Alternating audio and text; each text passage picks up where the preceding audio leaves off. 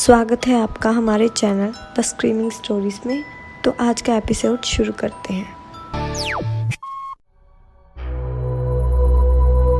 नमस्ते, मेरा नाम निशांत है और मैं पहले ही बता दूं, मैं डर का व्यापार नहीं करता, क्योंकि ये आपके तेज धड़कते कलेजे का सवाल है। और सवाल ये भी है, क्या वो सच था?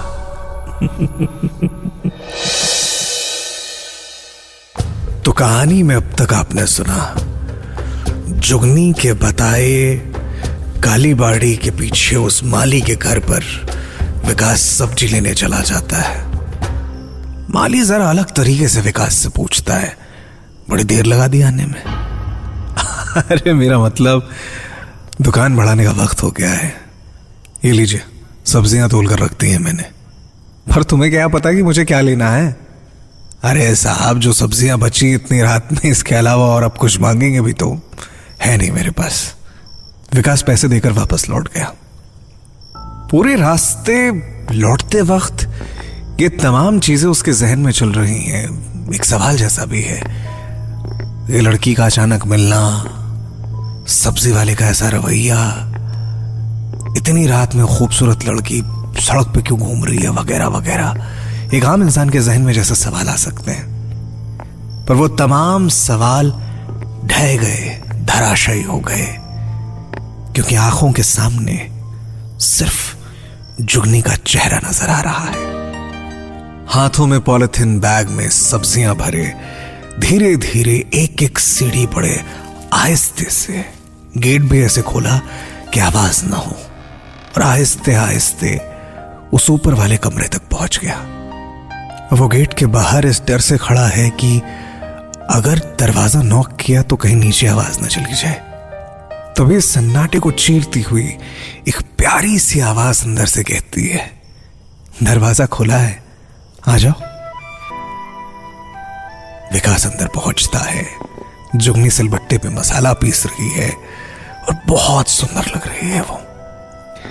विकास के मन में कई तरह के इमोशन जाग रहे हैं। मेरा ख्याल है इन इमोशंस का मतलब आप समझते हैं। खैर, ये नहीं, खुद को शांत रखना बहुत जरूरी है।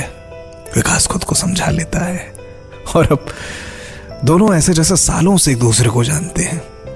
विकास कहता है, मैं प्याज वगैरह काट दूं क्या? बैगुनी में कब से प्याज डालने लगे? तुम्हें बिल्कुल नहीं पता ना खाने का। मैं बना रही हूं, तुम बैठो।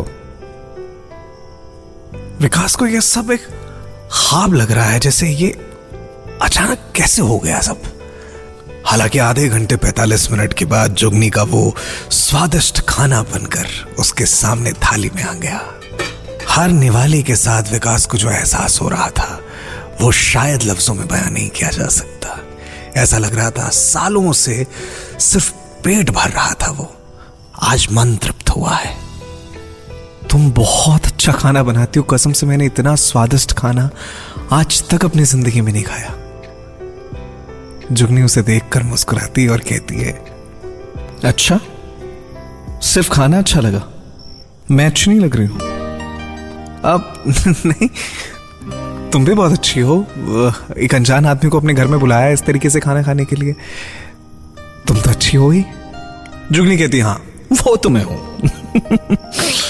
वैसे रात काफी हो चुकी है, सो जाते हैं अब। हाँ, मैं भी निकलने की सोच रहा था। कल फिर कब मिलेंगे हम? तुम्हारा जब मन करे। इसी वक्त आओगे ना, जब भूख लगेगी, खाने का कोई इंतजाम नहीं होगा। विकास कहता है, हाँ इसी वक्त मुलाकात होगी ना। पता नहीं मैं भी क्या क्या पूछ रहा हूं। चलो फिर मैं चलता हूं। जुगनी उसके थोड़ा करीब आती है, थोड़ा और उससे पूछती है, यहां रुक जाओगे तो कोई परेशानी है? विकास एक लफ्ज नहीं कह पाता। हाथ बाजुओं से इस तरह से बाहर निकल रहे हैं जिसे उस पर उनका कोई बस नहीं रह गया है। आज विकास के लिए इस अंधेरी रात में रोशनी का सिर्फ एक मतलब है, जुगनी। उस शानदार खाने के बाद विकास को जुगनी ने अपना भोग लगाया। रात कैसे गुजर गई पता ही नहीं चला। सवेरे सूरज निकलने से पहले जुगनी फिर आंखों के सामने थी। सुनो, विकास अभी भी आधी नींद में है। वो कहता है हाँ मैं उठ गया हूं। उठ जाओ, क्योंकि अब दादी सुबह सुबह फूल तोड़ने जाती हैं। उन्होंने देख लिया तो गजब हो जाएगा। विकास वहां से लौटकर अपने कमरे में आता है और ऐसे जैसे आज उसे जिंदगी का सबसे बड़ा तोहफा मिला है।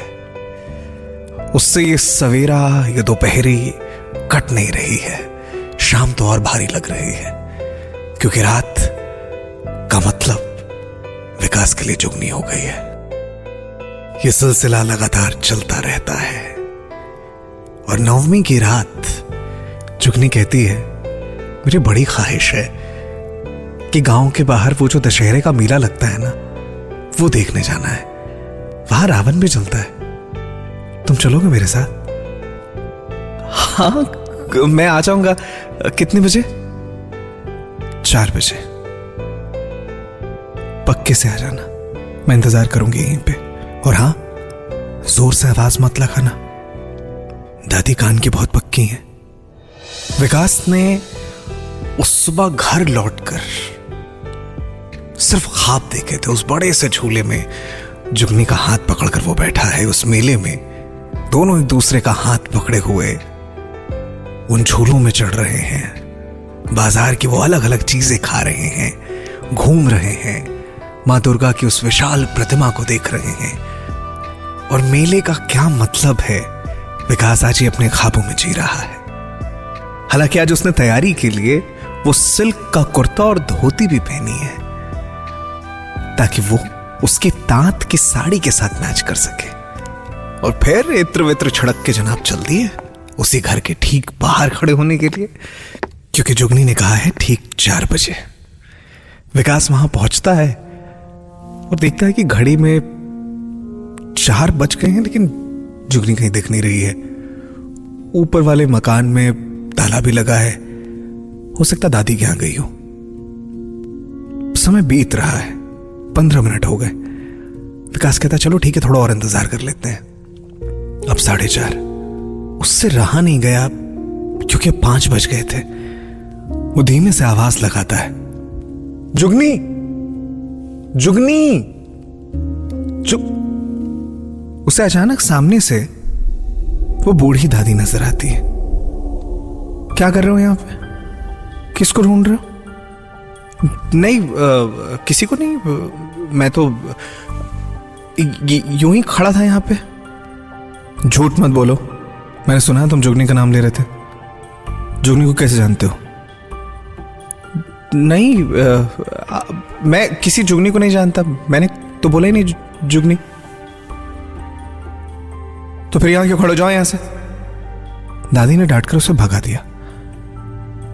पर विकास अब उनकी बाउंड्री से झांक कर देखने की कोशिश कर रहा है, कहीं दादी ने जुगनी को डांटा तो नहीं है। जुगनी दिख क्यों नहीं रही है? वो बाहर की दीवार पर कुछ ईंटें लगाकर झांकने की कोशिश कर रहा होता है कि कहीं से तो जुगनी दिख जाए। और तभी वो ईंटें एक दूसरे के ऊपर जो चढ़े हुए थे, उनमें से एक ईंट नीचे गिरती है। एक आवाज होती है, विकास नीचे गिरता है। बट थैंकफुली किसी ने देखा नहीं। वो उठकर अपने कपड़े झाड़ता है और पलट कर देखता है तो पीछे दादी खड़ी है। इस बार उन्होंने तल्ख अंदाज में पूछा। विकास डर के दादी को सारी कहानी बताता है। आप प्लीज उसे डांटिएगा मत, हम दोनों एक दूसरे को पसंद करते हैं। तुम इसी रास्ते से रोज ऊपर जाते थे जुगनी से मिलने? हाँ, पर जुगनी कहाँ है? जुगनी वहीं ऊपर अपने कमरे में। आज तुम दोनों को सबक सिखाती हूँ। और दादी उसका हाथ पकड़कर खींचते हुए उसे सीढ़ियों से ऊपर तीसरी मंजिल तक उसी कमरे के बाहर ले जाती है। ताला खोलती है और घुटनों के बल बैठती ऐसे है जैसे वो टूट कर बिखर गई है। तेज दहाड़ मारकर रोने लगती है। लाल आंखों से, रूंधे हुए गले से दादी पलट कर विकास से पूछती है, कहां है जुगनी? विकास बहुत चक्का रह गया है क्योंकि ये कमरा धूल मिट्टी से भरा पड़ा है, मकड़ी के जाले लगे हैं, जैसे सालों से ये कमरा कभी नहीं खुला। विकास का दिमाग चकरा गया है, वो समझ नहीं पा रहा ये क्या हो रहा है। दादी उस रुंधे हुए गले के साथ कहती है, जुगनी सालों से शौमिक को ढूंढ रही है। मुझे लगा शायद इस बार उसे मिल गया, क्योंकि आज तक वो किसी को इस कमरे तक लेकर नहीं आई है। और तुम कह रहे हो तुम इतने दिनों से उसके साथ हो। विकास के पांव तले जमीन खसक गई है। उसे समझ में नहीं आ रहा क्या हो रहा है। कलेजा इतना तेज धड़क रहा है जैसे मुंह से बाहर आ जाएगा। और दादी उसे बताती है कि सालों पहले ये मकान एक कोठा हुआ करता था। जुगनी यहां मिदनापुर से लेके आई गई थी। उसके नथ उतारने की रस्म होने वाली थी। जुगनी को ये पेशा बिल्कुल पसंद नहीं था। जुगनी को उसके सौतेले बाप ने इस कोठे पर बेच दिया था। उसे एक लड़का रोज इसी कोठे की इसी कमरे से नीचे नजर आता था। प्यार हो गया था उसे। दोनों इशारों में बात भी करते थे। पर एक रोज जुगनी ने भरे बाजार में उससे पूछा, मेरी बड़ी ख्वाहिश है दशहरा का मेला देखने की, आप मेरे साथ चलेंगे? और इसी बीच उस लड़के को आसपास के मोहल्ले वालों ने देख लिया।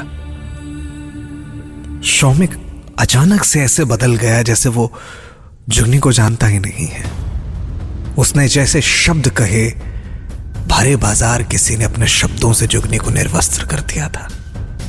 वो फूट फूट के रो रही है और शौमिक कहता है, ये मांगने का नया धंधा ढूंढ लिया तुम लोगों ने। तुम्हें तो मैं कुछ पैसे भी नहीं दे सकता। लोग कहेंगे ये शरीफ आदमी कोठे भी आता जाता है। महानवमी का दिन था। जुगनी इस कमरे में पूरी रात रोती रही। कुछ दिनों बाद तवाइफों की एक रस्म होती है नथ उतरने की। उस रस्म से होकर गुजरना था जुगनी को, जिसके बाद वो इस पेशे में उतर जाती। पर उससे पहले एक जहर की शीशी उसके गले में उतर जाती है। जुगनी ने आते आते एक बात शौमिक से कही थी, कभी तो आपका ये शराफत का चोला उतरेगा, कभी तो आप इस तवाइफ के कमरे में आएंगे। वक्त बदला और वो शरीफ जो सरेआम बदनाम नहीं होना चाहते थे, उन्होंने यहां से कोठा हटवा दिया। ये घर कई बार कई लोगों ने बेचने की कोशिश की, पर कभी कोई खरीदार सामने नहीं आया। कुछ सालों पहले मैं आई और फिर जुगनी की कहानी पता चली। मैंने उसे कभी देखा नहीं है, उससे कभी मिली नहीं हूं, पर उससे एक रिश्ता है क्योंकि उसने मुझे अपनी दादी कहा है, हर किसी से। विकास उन सीढ़ियों से उल्टे पांव नीचे उतर गया और चुपचाप बहती हुई आंखों के साथ दूर उस मेले में पहुंचता है। उस तमाम रौनक के बीच इसके चेहरे से एक जुगनी गायब है। जलते रावण के साथ विकास को लगता है इसके अंदर का भी कुछ जल गया है। अकेला देर शाम लौट रहा है वो चुपचाप। आसपास बच्चे गुजर रहे हैं, प्यार करने वाले साथ हैं। विकास अकेला धीरे धीरे धीरे धीरे बढ़ रहा है। कुछ दूर चलने के बाद उसे अचानक महसूस होता है किसी ने उसका हाथ पकड़ा है। वो पीछे पलट कर देखता है, कोई नहीं है वहां पर। उसे लगता है कि ये सब वहम है, आगे बढ़ना चाहिए। इस बार फिर किसी ने उसका हाथ पकड़ा। विकास पीछे नहीं पलटता है। एक आवाज आती है, कैसे हो शौमिक बाबू? उस दिन के बाद से विकास दुर्गापुर में कभी नहीं दिखा। लोग कहते हैं जुगनी शौमिक को अपने साथ ले गई। कैसी लगी ये कहानी बताइएगा जरूर। तो आज की कहानी होती है यहीं ख़त्म। ऐसी ही और रोमांचक और खौफनाक कहानियाँ देखने के लिए चैनल को सब्सक्राइब करें।